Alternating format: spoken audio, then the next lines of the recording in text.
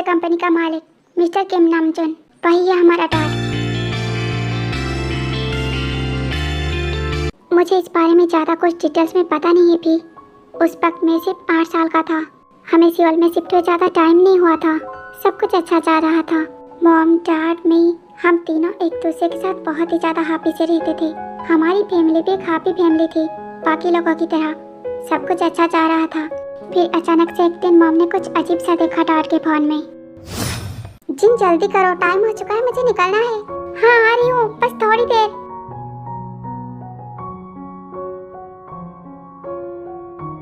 ये लीजिए आपका लंच, याद से खा लेना।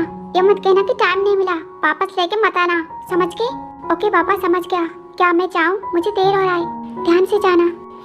तुम भी अपना ध्यान रखना। Bye, love you.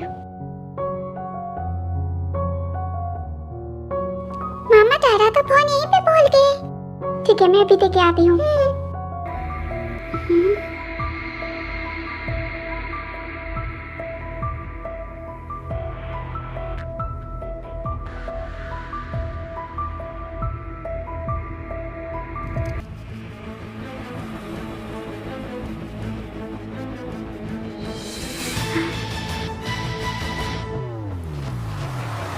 वो मैं अपना फोन भूल गया था। ओह हाँ, ये रहा। अच्छा हुआ कि मुझे टाइम से याद आ गया। चलो ठीक है, फिर मैं निकलता हूँ। बाय।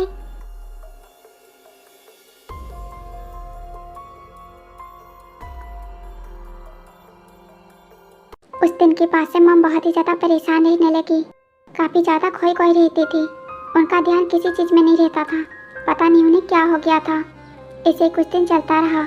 फिर एक दिन मॉम डैड के बीच बहुत ही ज़्यादा बहस हुई। तुम मुझ पे शक कर रही हो? मैं तुम पे शक नहीं कर रही हूँ नामचुन, मैं बस तुमसे पूछ रही हूँ। मुझे जवाब दो।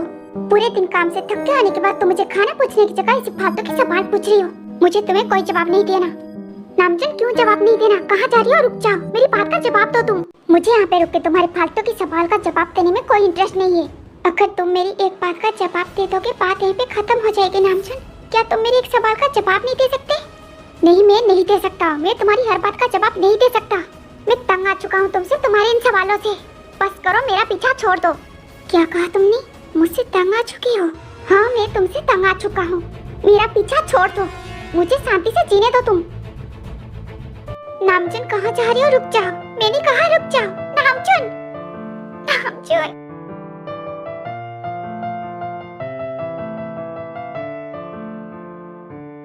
उस वक्त मम्मी बहुत ही ज्यादा गुस्से में थी। उन्हें समझ नहीं आ रहा था वो क्या करे। फिर मॉम मुझे वहाँ से लेके चली आई और उसके बाद हम दोबारा कभी वापस नहीं गए वहाँ पे। मैं उस वक्त बहुत ही ज़्यादा छोटा था। मुझे ये सारी बातें समझ में नहीं आ रही थी। मैं डैड के लिए जिद करता था और मॉम बस रोती रहती थी। उनके पास कोई जवाब नहीं था। उसके कुछ टाइम बाद तुम हमारी लाइफ में आई। तुम्हारे आने के बाद मॉम और मैं बहुत ही ज़्यादा हैप्पी थे, बट सेम टाइम हम डैड को भी बहुत ही ज़्यादा मिस कर रहे थे। मैं डैड के लिए जिद करता था बट मॉम हमेशा मना कर देती थी। उसके बाद मैं धीरे धीरे बड़ा होता गया। मुझे सारी चीज़ें समझ में आने लगी। मॉम को हम दोनों के लिए स्ट्रगल करते हुए देखना, डैड को उनकी दूसरी बेटी के साथ न्यूज़ मैगजीन्स में देखना, हमसे डैड का मिलने ना आना, ये सबसे मुझे बातें समझ में आने लगी। मैं सब कुछ समझ रहा था क्या प्रॉब्लम है। उसके बाद मैंने डैड के लिए जिद करना छोड़ दिया। मैं समझ गया था डैड को हमारी ज़रूरत नहीं है।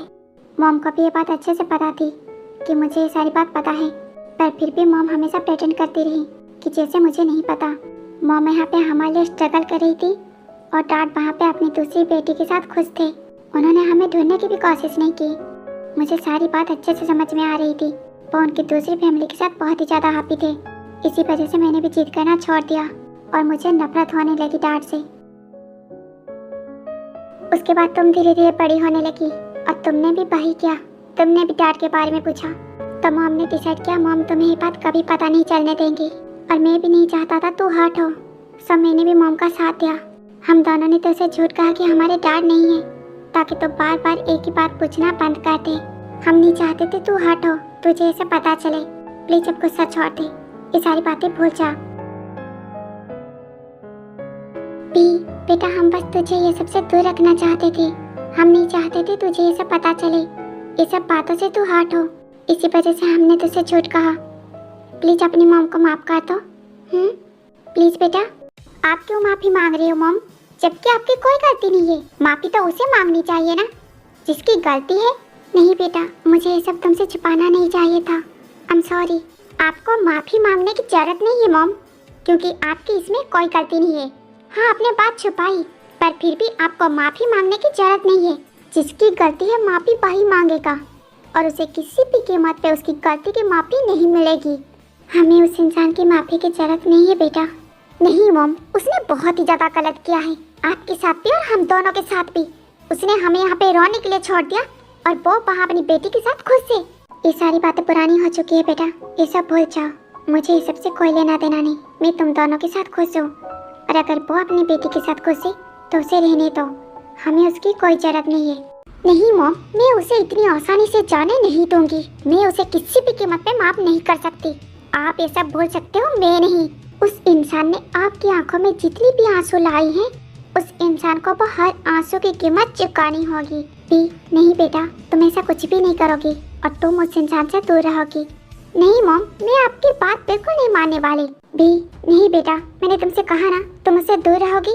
मुझे प्रॉमिस करो बेटा, तुम उसके आसपास नहीं जाओगी और ना ही उसे बात पता चलने दोगी तुम उसकी बेटी हो। प्लीज बेटा, प्रॉमिस करो मुझे। नहीं, मैं आपको ऐसा कोई भी प्रॉमिस नहीं करने वाली, क्योंकि मैं उनकी जिंदगी में आग की तरह फैलने वाली हूँ और उनकी सारी खुशियों को जला के राख करने वाली हूँ। आप बस देखते जाइए। मैंने तुमसे क्या कहा तुमने सुना नहीं? बस करो, बहुत हो गया। अपनी बदतमीजी बंद करो भी। मैंने जो कहा मेरी बात अच्छे से समझ लो। तुम ऐसा कुछ भी नहीं करोगी। मैं बिल्कुल ऐसे ही करने वाली हूँ मॉम।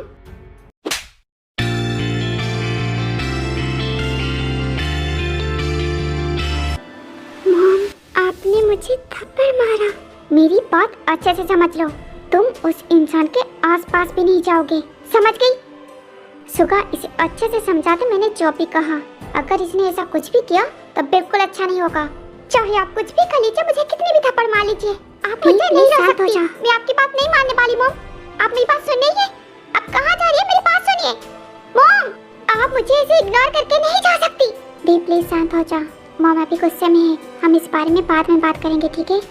मुझे कुछ नहीं सुनना, छोड़िए मुझे। दी प्लीज बात को समझने की कोशिश कर।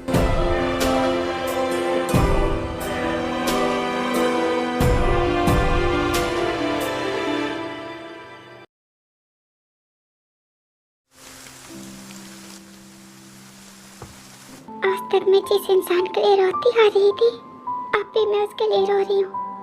मैंने कभी नहीं सोचा था वो इंसान ऐसा होगा।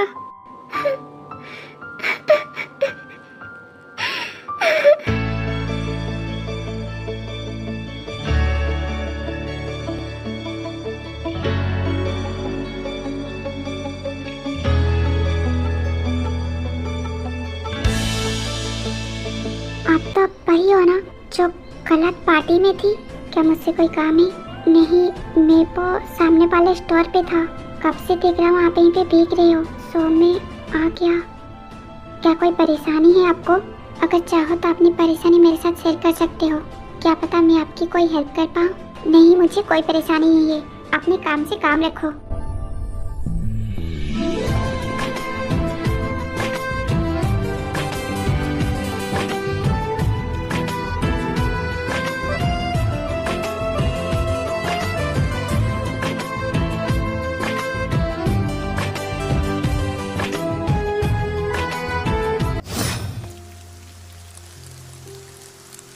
आपको उस पे ऐसे चिल्लाना नहीं चाहिए था मॉम। पता नहीं इस वक्त कहाँ पे होगी। वो जेनी के पास भी नहीं है। वो जब भी गुस्सा करके चाहती थी जेनी के पास जाती थी, पर आज वो जेनी के पास नहीं गई मॉम। वो बहुत ही ज्यादा हर्ट है। आपको बी पे ऐसे गुस्सा नहीं करना चाहिए था। हाँ तो मैं क्या करती बोलो? तुमने देखा ना वो कैसे जिद कर रही थी। अगर मैं उसे नहीं रोकती पता नहीं वो क्या करती। तुम्हें पता है वो कितनी ज्यादा जिद्दी है। आई नो मॉम, पर फिर भी आपको उस पे ऐसे गुस्सा नहीं करना चाहिए था। मॉम, अगर जीना आंटी ये छुपाना चाहती थी तो आपने क्यों कहा? क्योंकि बेटा मैं चाहती हूँ सुगा को उसका हक मिले। वो सारी प्रॉपर्टी का मालिक सुगा है, उसे उसका हक मिलना चाहिए। पर मॉम, जीना आंटी तो ऐसा नहीं चाहती ना। आई नो जीन ऐसा नहीं चाहती, पर मैं चाहती हूँ, क्योंकि फ्यूचर में जब तुम सुगा से शादी करोगी, मैं चाहती हूँ तुम एक अच्छी लाइफ जियो। मैं ये सब तुम्हारी अच्छी फ्यूचर के लिए कर रही हूँ। मैं तुम्हारे लिए कर रही हूँ बेटा। और पैसे भी ये सब सुगा का हक है। मैंने कुछ भी गलत नहीं किया है। मॉम, मैं सुगा से प्यार करती हूँ, उसकी प्रॉपर्टी से नहीं। चाहे उसके पास कुछ हो या ना हो, मुझे उससे कोई फर्क नहीं पड़ता। जेनी बेटा, तुम बहुत ही ज़्यादा मासूम हो, इसलिए तुम्हें ये सारी बातें समझ में नहीं आएंगी।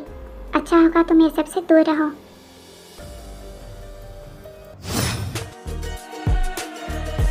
मुझे अपनी प्रॉब्लम किसी के साथ शेयर करने में कोई इंटरेस्ट नहीं है।